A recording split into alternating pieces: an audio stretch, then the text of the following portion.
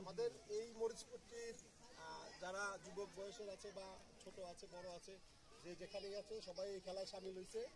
আমরা খেলাটা সুন্দরভাবে পরিচালনা করতে চাই যেন এর মধ্যে কোনো রকম ঝামেলা না হয়। খেলায় হার জিত থাকবেই, এটা সবাইকে মেনে নিতে হবে। এখানে যারা রেফারি থাকবে তাদেরকে মেনে খেলাটা শেষ করতে হবে এবং সুন্দর করে। আমরা চাই না এটা নিয়ে মাঠের বাইরে এবং মাঠের ভিতরে কোনো রকম ঝামেলা হোক। ঠিক আছে, সবাই সবাইকে নিজের মনে করে খেলবো এবং খেলা শেষ করবো সুন্দরভাবে।